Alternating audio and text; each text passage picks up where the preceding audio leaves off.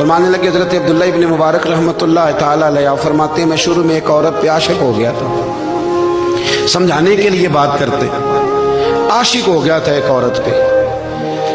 तो मैंने इशा की नमाज उसके मोहल्ले में जाके पढ़ी। चूंकि मेरा मजहबी घराने से ताल्लुक था, नमाज में पढ़ता था, तो इमाम साहब जो थे ना, ये दाता साहब ने लिखा है कशफुल माजूब, इमाम साहब ने ना आयात जरा लंबी पढ़ी।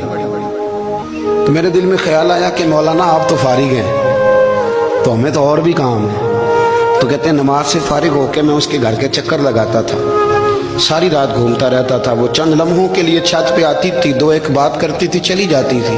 हद ये है कि मुझे कभी उस पर गुस्सा भी नहीं आया, और उसका इंतज़ार करके कभी मैं थका भी।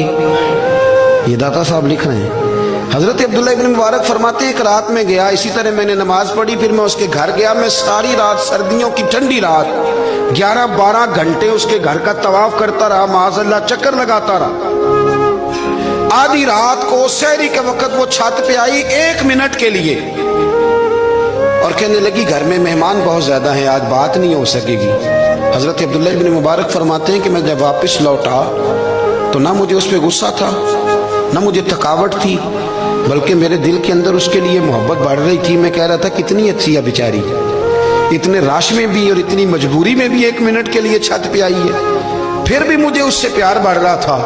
कहते हैं जब मैं थोड़ा आगे बढ़ा तो फजर की अजान हो रही थी, यकदम मेरे अंदर से आवाज उठी।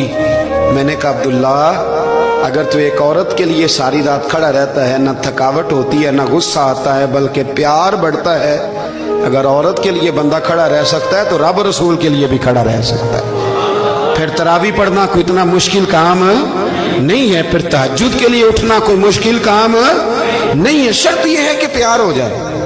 एक औरत के लिए अगर ये सारा कुछ हो सकता है तो अल्लाह रसूल के लिए भी हो सकते हैं। फरमाते मैंने तौबा कर ली, और फिर मेरा हाल ये है कि वो तौबा की और फिर 60 साल गुजर गए, सारी रात मुसल्ले पे खड़ा रहता हूँ, मुझे कभी थकावट नहीं हुई, फिर कभी थकावट नहीं हुई। तो दाता साहब कहते हैं पहले इल्म सीख, फिर उसके बाद अल्लाह रसूल से प्यार कर, और प्यार वाली नमाज पढ़, मुशक्कत वाली ना पढ़, यानी बोझ वाली ना पढ़ के मेरी जान छूट जाए तो मैं भाग के जाऊं, तुम इधर बैठो तो मैं दौड़ के नमाज पढ़ के आया, ये वाली नमाज ना पढ़।